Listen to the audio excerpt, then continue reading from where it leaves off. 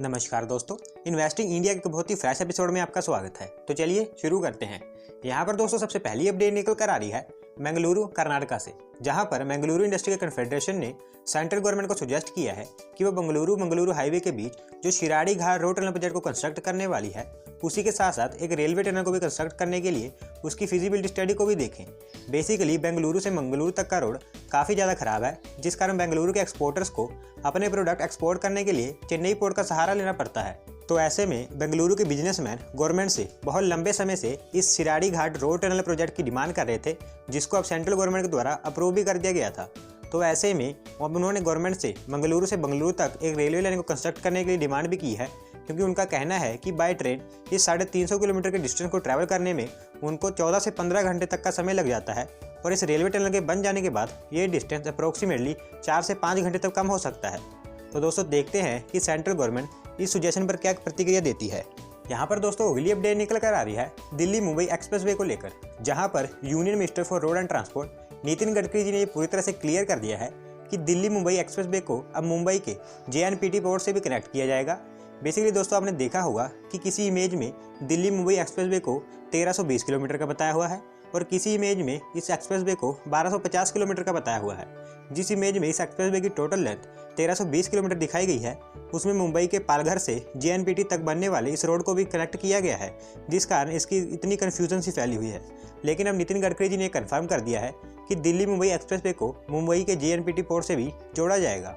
यहाँ पर दोस्तों अगली अपडेट निकल कर आ रही है इंडियन रेलवेज की तरफ से, जहाँ पर इंडियन रेलवेज ने बताया है कि उन्होंने देश के गोल्डन क्वाड्रिलेटरल पर इंडियन रेलवेज की ट्रेन की स्पीड को 130 किलोमीटर पर आवर तक इन्हांस कर दिखाया है। बेसिकली जैसा कि आप जानती हैं कि इंडियन रेलवेज देश की 4 बड़ी इंडस्ट्रियल सिटीज़ दिल्ली, मुंबई, चेन्नई और कोलकाता को आपस में हाई स्पीड रेल के माध्यम से जोड़ना चाहता है, ताकि इन सिटीज़ के बीच का ट्रैवलिंग टाइम किसी भी तरह से कम किया जा सके। तो ऐसे में इंडियन रेलवेज इस गोल्डन क्वाड्रिलेटरल पर जितनी भी रेलवे लाइन्स हैं उन सबको अपग्रेड कर रहा है, ताकि इंडियन रेलवेज की स्पीड को इंक्रीज़ किया जा सके। और रेलवेज का कहना है कि क्योंकि देश में जब कोरोना लॉकडाउन चल रहा था, तो उस समय उन्होंने इस गोल्डन क्वाड्रिलेटरल पर अप्रॉक्सीमेटली सभी रेलवे लाइन्स को फास्ट ट्रेन्स के चलने के लिए अपग्रेड कर लिया था, जिस कारण रेलवेज का ये प्लान सक्सेसफुल हो पाया है। यहाँ पर दोस्तों अगली अपडेट निकल कर आ रही है Chennai based multinational technology and software development company Zoho corporation की तरफ से, जहाँ पर उन्होंने बताया है कि उन्होंने देश के लिए एक made in India messaging app को डेवलप कर दिखाया है। इस मैसेजिंग ऐप का नाम अरत्तई है, जो कि एक तमिल वर्ड है, और ये ऐप व्हाट्सएप मैसेजिंग ऐप की तरह एक मैसेंजर ऐप है, जिसको इंडियन डेवलपर्स के द्वारा डेवलप किया गया है। बेसिकली दोस्तों जब से व्हाट्सएप मैसेंजर पर ये न्यू प्राइवेसी पॉलिसीज आई हैं, तब से यूजर्स अपने डाटा सिक्योरिटी को लेकर व्हाट्सएप को यूज़ करना बंद कर रहे हैं, जिस कारण वो दूसरी मैसेजिंग ऐप्स पर शिफ्ट हो रहे हैं। तो ऐसे में देश की डाटा सिक्योरिटी के लिए जोहो कॉरपोरेशन ने इस मेड इन इंडिया अरत्तई ऐप को लॉन्च कर दिया है। दोस्तों जोहो कॉरपोरेशन के ऑफिशियल्स का कहना है कि क्योंकि ये एक मेड इन इंडिया ऐप है, तो ऐसे में इस ऐप को यूज़ करने वाले जितने भी यूजर्स होंगे उनके डाटा की पूरी सिक्योरिटी और उनके डाटा को पूरी तरह से भारत में ही स्टोर किया जाएगा। फिलहाल इस ऐप का ट्रायल वर्जन लॉन्च किया गया है, और आने वाले नेक्स्ट वीक के बीच इसका फुल वर्जन भी लॉन्च कर दिया जाएगा।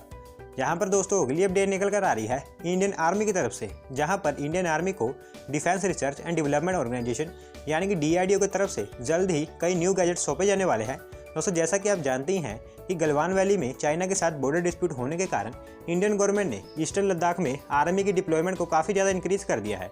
और क्योंकि लद्दाख एक ऐसा रीजन है जहाँ पर टेम्परेचर बहुत कम होने के कारण बहुत ज़्यादा ठंड पड़ती है, तो ऐसे में आर्मी के जवानों को इतनी ठंड से बचाने के लिए DRDO ने इंडियन नेवी के लिए कई new heating and snow melting devices को डेवलप कर लिया है, जिसे इंडियन आर्मी को जल्दी सौंपा जाएगा। इन न्यू हीटिंग डिवाइसेस को प्रोक्योर करने के लिए इंडियन आर्मी ने 420 करोड़ का ऑर्डर DRDO को दिया है, जिसके अंतर्गत DRDO इंडियन आर्मी को snow melting devices, heating devices, injuries से बचने के लिए स्पेशल टाइप ऑफ क्रीम और एक special type of flexible water bottles army को डिलीवर करेंगी।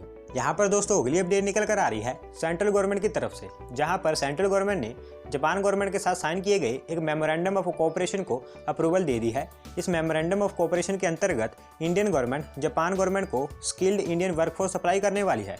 बेसिकली दोस्तों ये अनुमान लगाया जा रहा है कि 2030 तक जापान में बहुत ही बड़ी लेबर शॉर्टेज होने वाली है, जिस कारण उनकी इकोनॉमी को काफ़ी ज़्यादा नुकसान हो सकता है। तो ऐसे में जापान गवर्नमेंट ने इंडियन गवर्नमेंट से उनके देश के लिए स्किल्ड इंडियन लेबर और स्किल्ड वर्कफोर्स की मांग की है, और इसके लिए जापान गवर्नमेंट इंडियन गवर्नमेंट के द्वारा भेजी गई स्किल्ड वर्कफोर्स को जापान में एक स्पेसिफाइड स्किल्ड वर्कर का रेजिडेंस स्टेटस भी ग्रांट करने वाली है। दोस्तों इस प्रोजेक्ट को इम्प्लीमेंट करने के लिए और जापान को स्किल्ड वर्कफोर्स सप्लाई करने के लिए गवर्नमेंट ने 14 सेक्टर्स को सिलेक्ट किया है, जिसके अंतर्गत स्किल्ड वर्कफोर्स जापान को सप्लाई की जाएगी। तो दोस्तों इंडियन और जापान गवर्नमेंट का ये कॉन्ट्रैक्ट काफ़ी बड़ी मात्रा में इंडियन यूथ के लिए एम्प्लॉयमेंट जनरेट करने वाला है। यहाँ पर दोस्तों अगली अपडेट निकल कर आ रही है सेंट्रल गवर्नमेंट के डिपार्टमेंट ऑफ एटॉमिक एनर्जी की तरफ से, जहाँ पर डिपार्टमेंट ऑफ एटॉमिक एनर्जी के atomic minerals directorate for explorer and research ने देश की पहली लिथियम रिजर्व को फाइंड एंड डिस्कवर कर लिया है। दोस्तों इस लिथियम रिजर्व को कर्नाटका के मंड्या डिस्ट्रिक्ट में मारलागला अल्लापट्टनम रीजन में लोकेटेड इग्नियस रॉक से डिस्कवर किया गया है। हालांकि ये लिथियम रिजर्व काफ़ी स्मॉल साइज है, जिसमें only 1600 ton of lithium present है। इस लिथियम रिजर्व को डिपार्टमेंट ऑफ एटॉमिक एनर्जी की AMD डिपार्टमेंट ने उस समय डिस्कवर किया जिस समय वो इस प्लेस का प्रीलिमिनरी सर्वे कर रहे थे। इसके अलावा डिपार्टमेंट ऑफ एटॉमिक एनर्जी के ऑफिशियल ने कर्नाटका के अतिरिक्त राजस्थान, गुजरात, ओडिशा और छत्तीसगढ़ स्टेट में भी लिथियम रिजर्व को खोजने और एक्सप्लोर करने पर काम कर रही है। तो दोस्तों उम्मीद करते हैं कि आने वाले समय में हमें जल्द ही और भी लिथियम रिजर्व देश में देखने को मिलेंगी। तो दोस्तों आज की वीडियो में बस इतना ही। अगर आप अपनी तरफ से कोई अपडेट सबमिट करना चाहते हैं तो डिस्क्रिप्शन में दिए गए लिंक पर क्लिक करके सबमिट कर सकते हैं। और अगर आज की वीडियो पसंद आई हो तो वीडियो को लाइक करें, चैनल को सब्सक्राइब करें। धन्यवाद आपका वीडियो को देखने के लिए।